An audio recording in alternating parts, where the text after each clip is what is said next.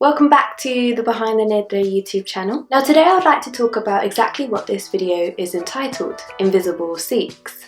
Well, I bet you're thinking, well, Sikhs are anything but invisible considering their turbans, their traditionally long hair, their beards, but today I'm going to be looking at it more from a political, economic and social perspective. Most of the statistics and information that I will be providing today has come from the 2016 UK Sikh survey conducted by the Sikh network, and I'll leave all the details for them below. The reason why I decided to make this video is because some of the statistics found in that survey really got to me. It found that 1 in 5 Sikhs have faced discrimination in a public place over this last year. It also found that 1 in 7 had directly faced workplace discrimination. But what we need to keep in mind are these statistics are often wrongly recorded as incidents of Islamophobia by the police, which clearly shows an inaccuracy of the crime statistics as a whole. Talk about lies, damn lies and crime statistics. Sorry, that's just the sociology teacher in me coming out. Since 9/11, there's been a major increase in race-related attacks,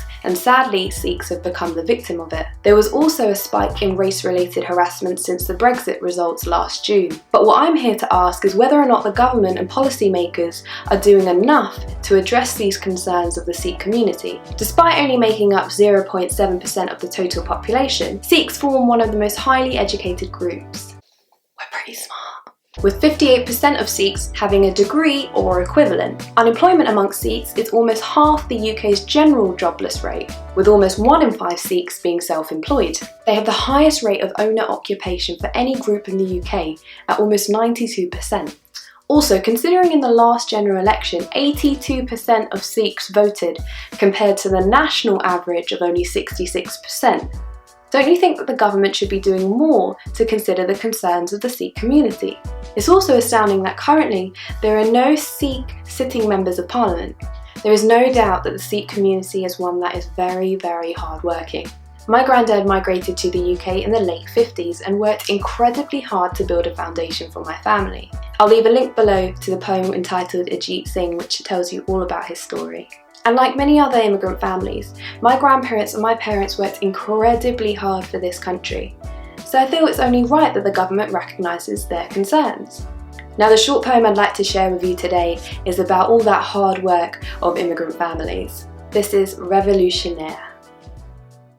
I grew up not knowing what I didn't have. My father made me feel like I had everything. He grew up in the age of the 70s, protest, peace and love on the tip of everybody's tongues.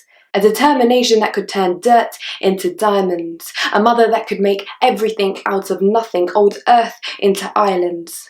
So when people ask me, am I more like my mother or my father, I say I'm purely a product of their power. Revolutionaire. Sikhs are made up of an amazingly diverse community, and one that is filled with such inspirational people. And speaking of inspirational people, it was an honour to be considered one of the top 10 inspirational Sikh women in the UK. I will leave a link for that article below, and please check out the amazing work that those other 9 inspirational Sikh women are doing. My siblings and I were the first to go to university in our family. We all left with first-class degrees.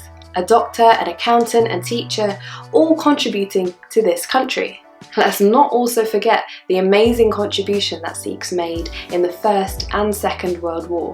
So isn't it about time that Sikhs are better recognised, better listened to, and no longer invisible? Thank you for checking out today's video. I'm hoping it's given you lots of food for thought, peace and love. Stay safe and stay blessed.